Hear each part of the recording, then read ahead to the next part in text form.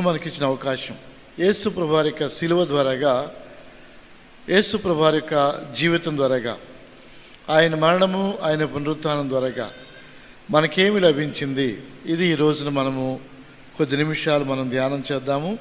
వాస్తవానికి ఈ చదవబడిన ఈ మాటలు ధ్యానించడానికి మనకు ఒక అరగంట సమయం అయితే చాలదు, కానీ సాధ్యమైనంత వరకు కూడా మనం దీన్ని క్లుప్తంగానే ధ్యానం చేయడానికి మనం ఇష్టపడుతూ ఉన్నాము. దేవుని ప్రియమైన వాళ్ళరా, ఆది సంఘంలో 3వ శతాబ్దంలో కార్టేజ్ వాడైనటువంటి సిప్రియన్ అనే ఒక ఆయన ఉండేవాడు. వాళ్ళని చర్చి ఫాదర్స్ అనేవాడు, సంఘ పితరులు అంటారు వాళ్ళని. సిప్రియన్ కానీ అలెగ్జాండ్రియా వాడైనటువంటి మరి ఎలాగ కొంతమంది ఉంటారు, పెద్దలు ఉంటారు, వాళ్ళందరినీ కూడా చర్చి ఫాదర్స్ అని పిలుస్తారు. వీళ్ళలో సిప్రియన్ చెప్పినటువంటి మాట ఏంటంటే, లాటిన్లో ఆయన చెప్పిన మాట ఎక్స్ట్రా ఎక్లీషియం నలా సలూస్ అనే మాట చెప్పాడు. ఎక్స్ట్రా ఎక్లీషియం నలా సలూస్ అంటే outside of the church there is no salvation. ఇంకా లోపలికి వెళ్ళి చూస్తే ఆయన చెప్పిన మాట ఏంటంటే outside of the Catholic church అని దాని యొక్క అర్థం. అంటే అదర్ దాన్ క్యాథలిక్ చర్చ్ ఏ రిలీజియన్ కానీ ఏ విశ్వాసం కానీ స్థిరపడదు. వాళ్ళందరూ కూడా ఖచ్చితంగా వాళ్ళు ఏమంటాము దాన్ని, వాళ్ళందరూ కూడా మరి చెరలోనికి వెళ్ళిపోతారు, లేకపోతే నరకంలోనికి వెళతారని ఆయన మాట్లాడారు. అయితే ఆ తరువాత దాని మీద అనేకమైన చర్చలు జరిగాయి. ఆ తర్వాత జరిగిన తర్వాత దానిలో ఏమని చేర్చారంటే, మన ఈ సంస్కరణ కోసమే వచ్చినటువంటి పెద్దలు, ఆ తర్వాత వచ్చినటువంటి సంఘ సంస్కర్తలు ఎక్స్ట్రా క్రిస్టం నొలా సలూస్ అనే మాట చేర్చారు. అంటే ఎక్లీషియం అనే చోటను వాళ్ళు క్రిస్టం అనే మాట చేర్చారు. క్రిస్టం అంటే క్రిస్మా అనే మాటకి అర్థం ఏంటంటే అనాయింటింగ్ అని, అనాయింటెడ్ అని. అంటే క్రీస్తు లేకుండా, ఒక వ్యక్తి క్రీస్తు లేకుండా రక్షించబడడం అసాధ్యమైన సంగతి. యేసు నామములోనే రక్షణ ఉంది. యేసు ప్రభువారు లేకుండా రక్షణ లేదు. యేసు ప్రభువారికి అదర్ దాన్ క్రైస్ట్ ఎవరు కూడా ఏమి కూడా సాధించలేరు, ఏది కూడా చేయలేరు. యేసు ప్రభువారు చెప్పింది కూడా అదే. యేసు ప్రభువారు ఏమన్నారు, నాకు వేరుగా ఉండి మీరేమి కూడా చేయలేరు. అలాగే యేసు నామములో ఎవరు ప్రవచనం చెప్పినా కానీ అది నెరవేర్చబడుతుంది. విశ్వాసంతో ప్రార్థన చేస్తే అది నెరవేర్చబడుతుంది. ఒక రోజున యేసు ప్రభువు దగ్గరికి కొంతమంది వచ్చి అంటున్నారు కదా, అయ్యా ఇదిగో ఇతను క్రీస్తు పేరిట అద్భుతాలు చేయడం మేము చూసాము, ఇతన్ని అడ్డగిస్తున్నామంటే, లేదు నా నామం పేరిట అద్భుతాలు చేసి నన్ను డిగ్రేడ్ చేయడానికి ఎవరికి హక్కు ఉంది? కాబట్టి వాళ్ళని చేయనివ్వండి. కాబట్టి యేసు ప్రభువారి యొక్క శిష్యులు ఎన్ని అద్భుతాలు చేశారో యోహాను శిష్యులు కూడా అన్ని అద్భుతాలు చేస్తూ వచ్చారు. ఇది మనం గమనించాల్సినటువంటి విషయం. అంటే యేసు అనేటువంటి నామమే ప్రపంచానికి మూలం. యేసు అనేటువంటి నామమే, యేసు ప్రభువారి యొక్క జన్మమే, యేసు ప్రభువారి యొక్క శిలువే, యేసు ప్రభువారి యొక్క పునరుత్థానమే సంఘానికి మూలము, లేకపోతే సమాజానికి అది హేతువు, కానీ మరొకటి ఏది కూడా కాదు అనే సంగతిని మనం అర్థం చేసుకోవాలి. అంటే క్రీస్తు తప్ప మరి దేనిని మనం ఎరుగుకుందుము గాక. పౌలు గారు అంటాడు, నేను మీ మధ్యలో క్రీస్తు యేసును తప్ప దేనిని ఎరుగకుందునుగాక అంటాడు. క్రీస్తు యేసును తప్ప. నేను మిమ్మలను కాదు, మీ సొత్తుని కాదు, నేను మిమ్మల్నే ప్రేమిస్తున్నాను. అంటే మీ ఆత్మలనే నేను ప్రేమిస్తున్నాను, కానీ మీ సొత్తుని కాదని పౌలు గారు మాట్లాడడం మనం చూస్తాం. అలాగనే మీ మధ్యలో నేను సిలువ వేయబడినటువంటి క్రీస్తును నేను ప్రకటిస్తూ వచ్చాను. ఈ రోజున సంఘాలు గ్రహించవలసిన సత్యం ఏమిటంటే, యేసు ప్రభువారికి మించి ఇక మనకి ఏది కూడా అవసరం లేదు. యేసు ప్రభువారిని మించి మనం దేని వైపు కూడా చూడాల్సిన అవసరం ఏది కూడా లేదు. యేసు ప్రభువారు క్లియర్గా చెప్పారు, దేవాలయాన్ని చూసావా, ఈ దేవాలయం కట్టడం మాత్రమే. అలాగనే రాజరికం వైపు చూసావా, రాజరికము తాత్కాలికమైంది. ఆయనకు కిరీటం పెట్టాలని వచ్చారు, అప్పుడు ఆయన సున్నితంగా దాన్ని తిరస్కరించాడు.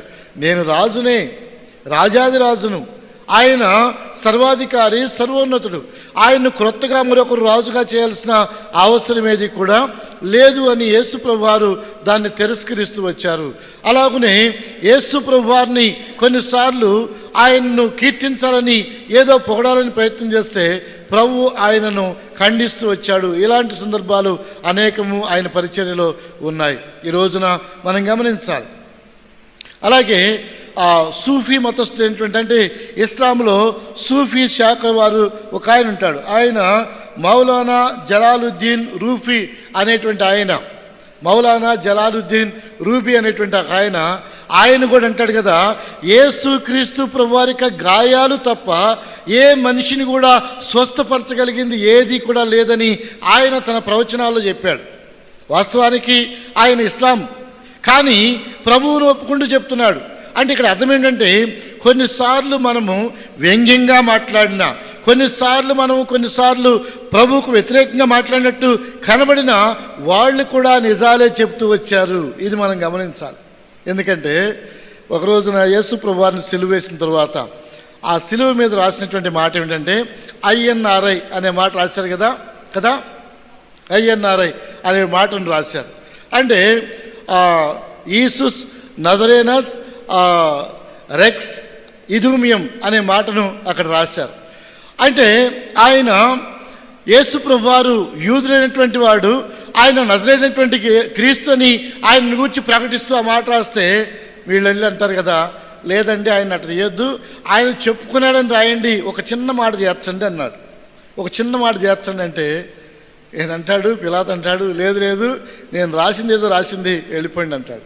నీవు క్రీస్తువా అంటే నాతో చెప్పంటే అవును నీవు అన్నట్లుగానే, నీవు దేవుని కుమారుడు అంటే అవును నీవు అన్నట్లుగానే, నీవు దేవుని కుమారుడువా, నీవు దేవుని కుమారుడు అయితే అపవాది యేసు ప్రభువారిని ప్రశ్నిస్తూ మాట్లాడిన మాటలు, నీవు దేవుని కుమారుడు అయితే అంటే నేను దేవుని కుమారుడనే, దానిలో ఏ సందేహం కూడా లేదు. అలాంటి సందర్భాలు మనం చూస్తాం.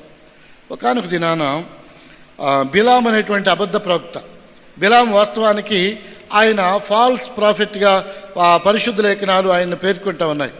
బిలాము ధనాన్ని ఆశించి పరిగెత్తాడు, గెహాజీ ధనాన్ని ఆశించి పరిగెత్తాడు, అలాగే దేమా ఇహలోకాన్ని ప్రేమించి వెళ్ళిపోయాడు. ఇలాంటి వారు అనేక మంది ఉన్నారు. యేసు ప్రభువుతో వస్తూ వెనక్కి వెళ్ళిపోయిన వారు కొంతమంది ఉన్నారు. అలాంటి వారిలో బిలాము కూడా ఒకడు. కానీ బిలాము యొక్క ప్రవచనాలు మీరు చూడండి. బిలాము యొక్క ప్రవచనాలు సంఖ్యాకాండం 23వ అధ్యాయాలు ఉంటాయి.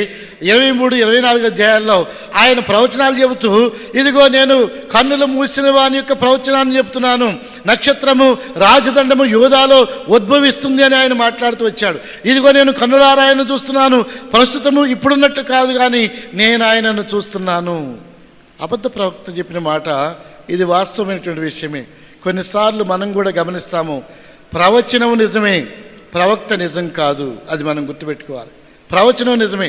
కొన్నిసార్లు నా నిజంగా జరిగినటువంటి ఒక సంఘటన, ఒకానొక చర్చ్కి నేను వెళ్ళినప్పుడు అక్కడ ఒక అతను, మేము వాక్యం చెప్పాము, అయిపోయిన తర్వాత ఒక అతను తిడతా ఉన్నాడు, బాగా తాగేసి ఉన్నాడు, ఏం తిడుతున్నాడు అంటే ఎందుకు ఇక్కడ పాస్టర్ గారు లేకుండా చేశారని పెద్దలను తిడుతున్నాడు.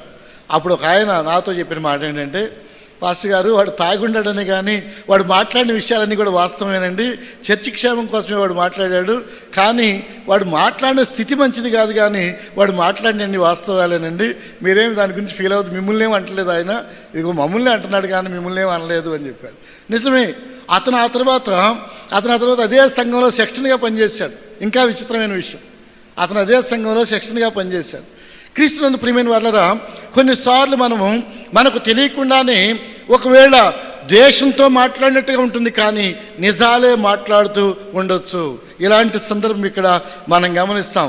చూడండి, ప్రధాన యాజకులను పరిసయ్యులను మహాసభను కూర్చి మనమేమి చేస్తున్నాం, ఈ సభ యొక్క ఎజెండా ఏమిటంటే మనం ఏమి చేస్తున్నాము, మనం ఏమి చేయబోతున్నాం, మనం చేసేటువంటి పని ఏమిటి, దీని గురించి వాళ్ళు ఒక్కసారి రివ్యూ చేసుకుంటున్నారు. రివ్యూ చేసుకుంటుంటే ఈ రివ్యూ మధ్యలో ఒక ఆయన లేచి ప్రసంగం చెప్తా ఉన్నాడు. ఆయన ప్రధాన యాజకుడైనటువంటి కయఫా. ప్రభు యాజకుడిగా ఉన్నాడు, ప్రధాన యాజకుడిగా ఉన్నాడు. ప్రధాన యాజకత్వం అంటే సామాన్యమైన విషయం కాదు. దేవుని తరువాత దేవుని ప్రతినిధి ఆయనే. ప్రజలకు, సంఘానికి, దేవునికి మధ్య ఆయనే ప్రధానమైనటువంటి మధ్యవర్తి. దేవునికి నరునికి మధ్యవర్తి ఒకడే. ఆయన యేసుక్రీస్తు నరుడు. అంటే నరునికి ప్రభు ఎంత ఆధిక్యత ఇచ్చాడో మనం గమనించాలి. ప్రధాన యాజకత్వాన్ని వహించిన కయఫా చెప్పినటువంటి 3 సత్యాలు ఇక్కడ వ్రాయబడ్డాయి. ఆయన ఏమంటాడంటే లోకమంతా కూడా ఈయన వెంట వెళ్ళిపోతుంది. ఎందుకంటే ఆయన నామములో విశ్వసించినట్లయితే ఇదిగో లోకమంతా కూడా ఆయనతో వెళ్ళిపోతారు, వారితో వెళ్ళిపోతారు. చూడండి, అక్కడ ఆయన నామం యొక్క గొప్పతనాన్ని గురించి మాట్లాడుతూ అందరూ ఆయన యందు విశ్వాసం ఉంచెదరు. 48వ వచనంలో ఇదిగో అందరూ ఆయన యందు విశ్వాసం ఉంచెదరు, అప్పుడు రోమీలు వచ్చి మన స్థలమును మన జనమును ఆక్రమించుకుందరని చెప్పి. రెండో మాట అబద్ధం. రోమీలు వచ్చి ఆక్రమించుకోవడం అనేది అబద్ధం. మొదటిది మాత్రం వాస్తవం. ఒక ఆయన చెప్పి ఉండేవాడు దొరికి, వాడెప్పుడు కూడా అబద్ధం ఆడడం నిజం చెప్పడండి అని చెప్పేవాడు. అబద్ధం ఆడంట, నిజం చెప్పడంట. ఆడంతేనండి, ఎప్పుడు కూడాను అబద్ధం ఆడండి, నిజం మాత్రం చెప్పడం అని చెప్పేవాడు.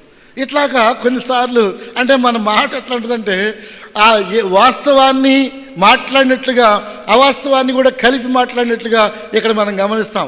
కయఫా చెప్పినటువంటి ప్రవచనం ఏమిటంటే యేసుక్రీస్తు ప్రభు వారి యొక్క నామము ఎంత శక్తి కలిగింది అంటే ఆయన నామములో విశ్వసించిన వారందరూ కూడా ఏకం చేయబడతారనే మాట మాట్లాడాడు. ఆయన నామము విశ్వసించదగినటువంటి నామము అని మాట్లాడుతున్నాడు. కాబట్టి ఈ రోజున యేసు ప్రభు వారి యొక్క నామములో విశ్వసించిన వారు అందరూ ఆయన యందు విశ్వసించెదరు. కాబట్టి మన విశ్వాసానికి పునాది ఏమిటంటే యేసు అనేటువంటి నామమే. పైన ఆకాశమందు కానీ క్రింద భూమి యందు కానీ ఏ నామములోనూ రక్షణ లేదు, ఈయన నామములో తప్ప, యేసు అనేటువంటి నామములో తప్ప. యేసు ప్రభు వారి యొక్క నామము ఇదిగో సర్వమానవాళి యొక్క విశ్వాసమునకు పునాది, విశ్వాసమునకు కర్తయు దాన్ని కొనసాగించేవాడైన యేసు అని లేఖనాలు తెలియజేస్తున్నాయి. యేసు ప్రభు వారు విశ్వాసానికి మూలము, విశ్వాసానికి పునాది ఆయన. యేసు ప్రభు వారు ఎలాగున ఆది కాలంలో ఉన్నాడో వాక్యం తెలియజేస్తుంది. మనం ఆదికాండం 15వ అధ్యాయం చూస్తాము. 15వ అధ్యాయంలో 1-2 వచనాలు చూడండి. అబ్రహాము యొద్దకు వాక్యము, చదవండి ఆ మాట, అబ్రహాము దగ్గరకు వాక్యము వచ్చెను అంటాడు. వాక్యం వచ్చెను. అబ్రహాం దగ్గరకు ఏమొచ్చింది అంటే వాక్యం వచ్చింది. అలాగనే ఇదిగో ఆయన తన వాక్కును పంపి వారిని బాగు చేసెను. 106వ కీర్తనలో మనం చూస్తాం. అంటే దీని అర్థం ఏంటంటే ఆది యందు ఉన్నటువంటి వాక్యము, అబ్రహాముతో మాట్లాడిన వాక్యము, నిన్ను నన్ను బాగు చేసిన వాక్యము, నీ విశ్వాసానికి నా విశ్వాసానికి పునాది అయినటువంటి వాక్యము, నీ కొరకే నా కొరకే నరరూపిగా ఈ లోకానికి వచ్చినటువంటి వాక్యమే యేసు ప్రభువారు. యోహాను సువార్త 1వ అధ్యాయము 1వ వచనంలో మనం చూస్తాం, ఆది యందు వాక్యము ఉన్నది. ఆ వాక్యమే యేసు ప్రభువారు. ఆ వాక్యమే మన విశ్వాసానికి పునాది. ఒకవేళ మన విశ్వాసానికి లోకానుసారమైనటువంటి సంగతులు ఏవైనా పునాదిగా ఉంటే ఈ రోజున మనం మార్చుకోవడానికి ప్రభు అవకాశం ఇస్తున్నాడు. దానికి సంఘం మూలం కాదు, దైవజనుడు మూలం కాదు, దానికి ఏ యొక్క మత సిద్ధాంతం కూడా మూలం కాదు. ప్రభువును వెంబడించడానికి, ప్రభువును అనుసరించడానికి, ప్రభువును నమ్మడానికి ఉన్నటువంటి ఒకే ఒక కారణం ఏంటంటే ఆయన నామము శక్తి కలిగిన నామము. ఆయన నామము ఇదిగో మన విశ్వాసానికి మూలం అనే సంగతిని నేను ప్రేమతో మీకు జ్ఞాపకం చేస్తున్నాను. కాబట్టి యేసు అనేటువంటి నామములో ఎవరైతే విశ్వాసం ఇస్తారో లోకమంతా కూడా ఆయనతోనే వెళ్ళిపోతుంది. చూడండి, అదే 12వ అధ్యాయంలో 19వ వచనంలో కూడా, కావున పరిసయ్యులు ఒకరితో ఒకరు మన ప్రయత్నములు ఎట్లు నిష్ప్రయోజనమైపోయినవో చూడండి, ఇదిగో లోకము ఆయన వెంట పోయినదని చెప్పుకొనిది. లోకమంతా కూడా ప్రభువైన యేసునందు. ఈ రోజున ఇతరులకు ఏమిటి ఇబ్బంది అంటే చాలామంది క్రైస్తవులు అయిపోతున్నారండి, చాలామంది రహస్య క్రైస్తవులుగా ఉంటున్నారండి. నిజమే, ఉంటారంతే. ఎందుకుంటారు అంటే ఆయన నామములో ఉన్నటువంటి గొప్పతనం అది. ఆయన విశ్వాసానికి పునాది ఆయన. ఇదిగో నీవు ఏ విశ్వాసంలోనికి లోపలికి వెళ్ళి చూసినా, ఒకసారి ఒక ఆయన నాతో ఇలాగనే వాదిస్తూ ఉంటే నేనేం చెప్పానంటే, ఏమండి మీ విశ్వాసాన్ని, మీ మత విశ్వాసాలని మీరు బాగా తెలుసుకోండి, బాగా దానిలో పాండిత్యాన్ని సంపాదించుకోండి, అప్పుడు మీరు ఆటోమేటిక్గా క్రీస్తు దగ్గరికి వస్తారని చెప్పారు. మీరేమి కొత్తగా చెప్పాల్సిన అవసరం లేదు. మీ మత విశ్వాసాలను నీవు కనుక ఒకసారి తరచు చూసి సరి చేసుకుంటే అది ఖచ్చితంగా క్రీస్తు దగ్గరికే నిన్ను నడిపిస్తుంది, దానిలో నో డౌట్. ఇక అది ఏ మతమైనా కావచ్చు కాక. మనమేమి ఇతరులను దూషించాల్సిన అవసరం లేదు. మన విశ్వాసాన్ని మనం ప్రకటించుకుంటే, మన విశ్వాసాన్ని మనం కాపాడుకుంటే చాలు. మనల్ని బట్టి ప్రభు దగ్గరికి అనేక మంది నడవడానికి అవకాశం ఉంది. దీనిలో మనం ఎవరిని కూడా ద్వేషించొద్దు, దూషించొద్దు, ఎవరిని కూడా వ్యతిరేకించొద్దు, వారిని ఎవరిని కూడా కించపరచు కూడా అవసరం లేదు.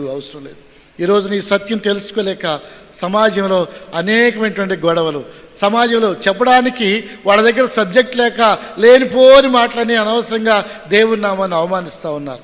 మన దగ్గర ఉన్నటువంటిది ఏదో చెప్తే ప్రజలు ఆటోమేటిక్గా అక్కడికి వస్తారు. యేసు ప్రభువారు గొప్పగా ఈయన మహాసభను సమకూర్చింది లేదు, జనసమూహం ఆయనతోనే వెళ్ళిపోయారు. లోకం ఆయన వెంట వెళ్ళిపోయింది. ఎందుకంటే ఆయన నామమే మన విశ్వాసానికి పునాది, ఆయన జీవితమే మన విశ్వాసానికి పునాది. రెండవదిగా ఆయన ఏమంటాడంటే 50వ వచనంలో, మన జనమంతయు నశింపకుండినట్లు ఒక మనుష్యుడు ప్రజల కొరకు చనిపోవుట మీకు ఉపయుక్తమని మీరు ఆలోచించుకుంటారని వారితో చెప్పను. మీకేం తెలియదు, ఊరుకోండి నేను చెబుతాను. కొన్నిసార్లు ఇలాగే మాట్లాడుతుంటాం. కొన్ని వాదనలు జరుగుతుంటే కొన్నిసార్లు మనం మధ్యలో లేచామంటాం, అంటే మీకేం తెలియదు ఆగండి నేను చెప్తాను అని మనం ఇనిషియేట్ తీసుకుని మాట్లాడుతుంటాం. అలాగనే ఇక్కడ ప్రధాన యాజకుడు ఏం చెప్తున్నాడంటే, మీకేం తెలియదు ఊరకే మాట్లాడుతున్నారు. మనందరికంటే కూడా మనందరం కూడా నశించిపోవడం కంటే మనందరి కొరం ఒకడు చనిపోవడం మంచిది కదా. ఆ ఒక్కడెవరంటే ఇదిగో ఆయన మీద పడేద్దాం, ఆయన మీద పడేస్తే ఆయన వెళ్ళిపోతాడు. వాస్తవానికి లేవియ కాండంలో ఇదే జరిగింది. లేవియ కాండంలో ఇదిగో ప్రజలందరూ కూడా పాపం చేసినప్పుడు ప్రజలందరూ యొక్క పాప ప్రాయశ్చిత్తం కొరకే ఇదిగో 2 పశువులను తీసుకుని వస్తారు, 2 లేకపోతే గొర్రె పిల్లలను తీసుకుని వస్తారు. గొర్రె పిల్లలను తీసుకొచ్చిన తర్వాత ప్రధాన యాజకుడు ఏం చేస్తాడంటే 2 వాటి మీద చీటి వేస్తాడు. చీటి వేసినప్పుడు దాన్ని హజాజేల్ అంటాడు. దేవుని చిత్తమైతే ఒకరోజు ధ్యానం చేద్దాం. ఆ 2 మీద చీటి వేసినప్పుడు ఒకదాని మీద చీటీ పడదు, ఒకదాని మీద పడుతుంది. ఒకదాన్ని తీసుకెళ్ళి అరణ్యంలో విడిచిపెడతారు.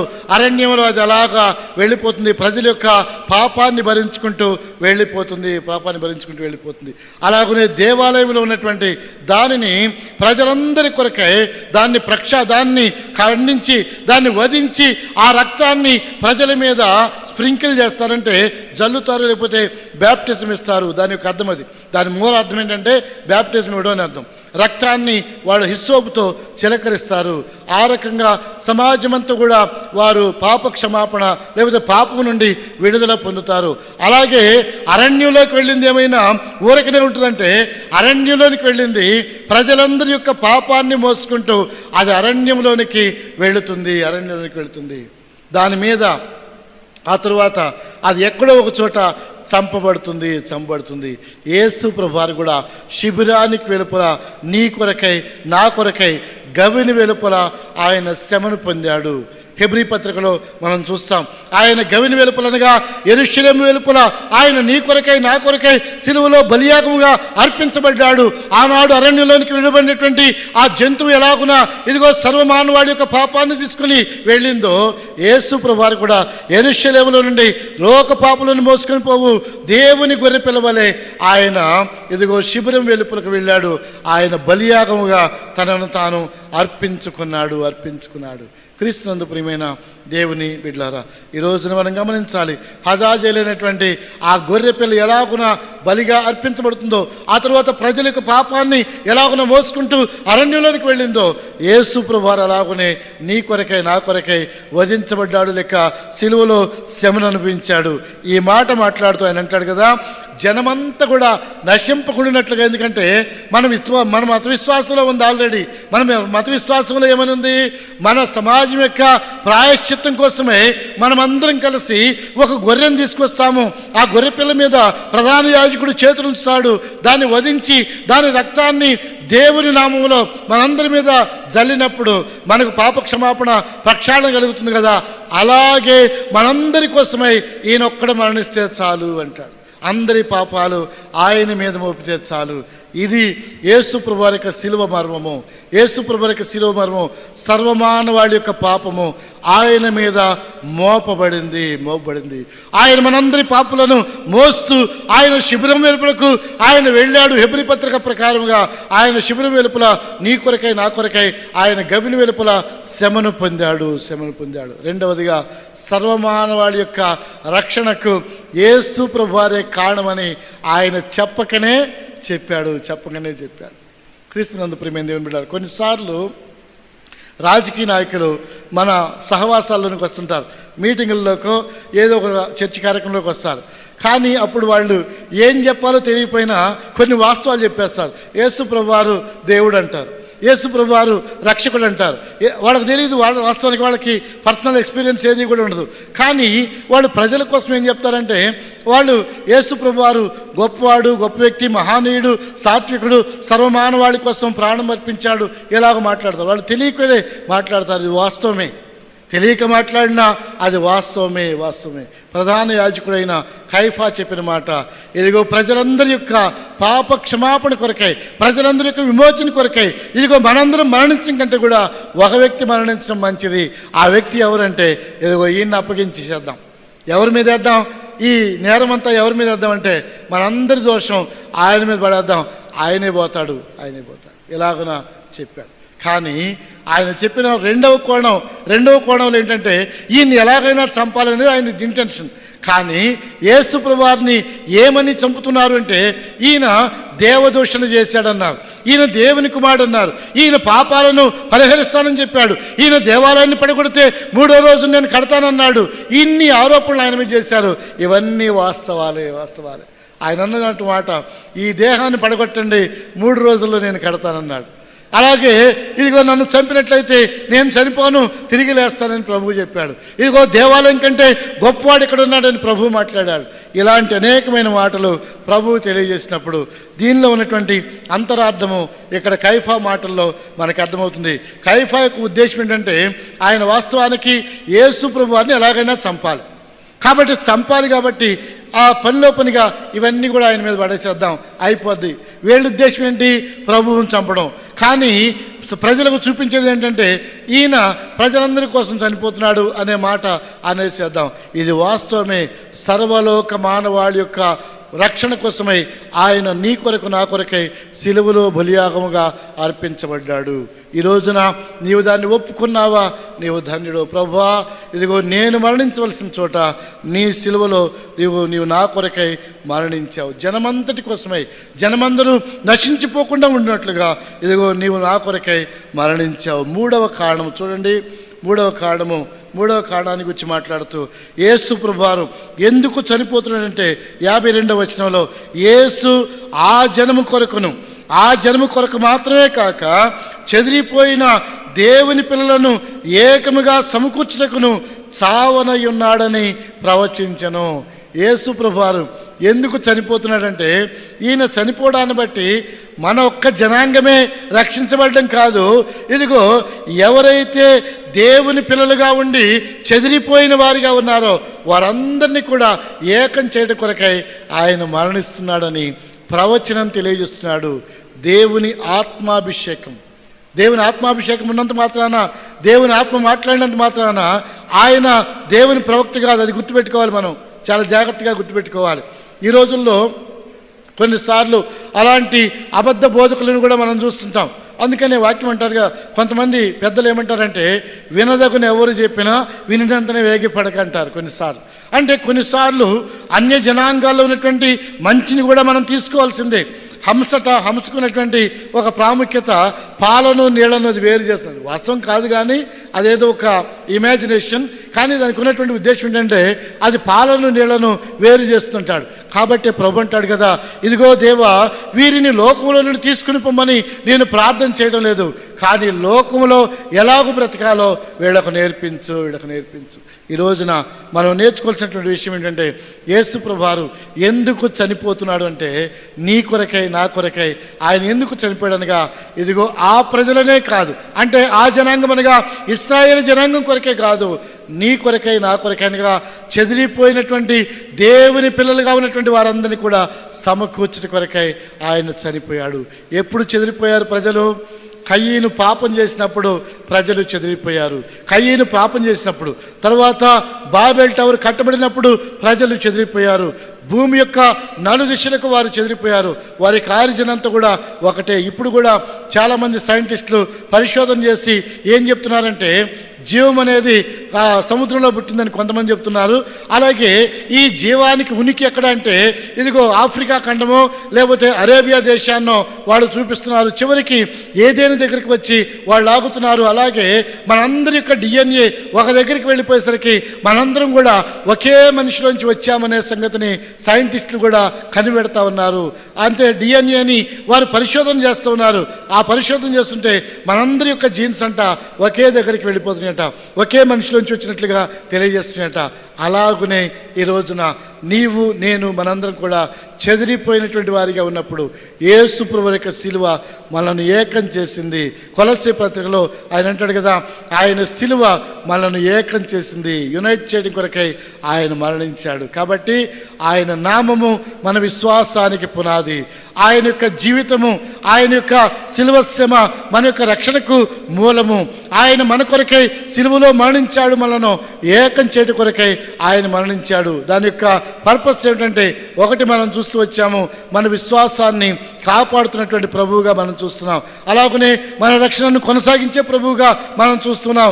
అలాగే మన ఆత్మీయ జీవితాన్ని ఆయన ఏకం చేసినట్లుగా మనం చూస్తూ ఉన్నాము. ఈ రోజున యేసు అనేటువంటి నామం లేకపోతే మనం ఇక్కడ ఉండడానికి అవకాశమే లేదు. మిగిలిన వాళ్ళు ఎందుకు మహాసభగా ఉండలేరు అంటే, మహాసంఘముగా వారు ఎందుకు ఉండలేరంటే, వారికి ఒక నామం కాదు, చాలా నామాలు ఉన్నాయి. మనకైతే ఒక్కటే నామము, ఆయనే యేసుక్రీస్తు. ఆయనలో మనం ఏకం చేయబడ్డాం. ఇక్కడ స్త్రీ అని, పురుషుడని, సిరియనుడని, గ్రీకు వాడని, రోమీడని, ఇంగ్లీష్ వాడని, తెలుగు వాడని ఏ భేదం కూడా లేదు. మహాసంఘము. మనందరం కూడా యేసు ప్రభువు యొక్క సిలువ ద్వారాగా ఏకం చేయబడుతున్నాము. ప్రధాన యాజకుడు చెప్పినటువంటి ఈ సత్యము ఈ రోజున ప్రభు మన కొరకై బయలుపరుస్తున్నాడు. ప్రభు ఈ మాటలను దీవిస్తూ ఉండగా నిజంగా మన విశ్వాసాన్ని మనం కాపాడుకుంటున్నామా? మనకు ఆయన ఇచ్చినటువంటి రక్షణను బట్టి ఇదిగో మనం ఆయనను ఎరిగిన వారిగా ఉన్నామా? మనము ఆయన సన్నిధిలోనికి వచ్చినటువంటి మనము ఇదిగో ఏకమైనటువంటి హృదయాన్ని కలిగి ఉన్నామా? విశ్వాసానికి పునాది ఉంది, మంచిదే. రక్షించబడ్డావు, మంచిదే. మూడవది అత్యంత ప్రాముఖ్యమైనది, యేసు ప్రభువారు ఎందుకు చనిపోయాడంటే నిన్ను నన్ను ఏకం చేయడం కొరకై ఆయన చనిపోయాడు.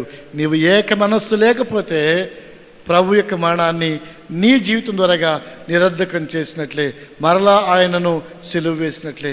నీ ఆత్మీయ జీవితం ఎలాగుంది? ప్రభు కొరకై నీ జీవితాన్ని అప్పగించుకుంటూ ప్రార్థన చేసుకుందాం. ప్రభు మిమ్మలను దీవించునుగాక. ఆమేన్.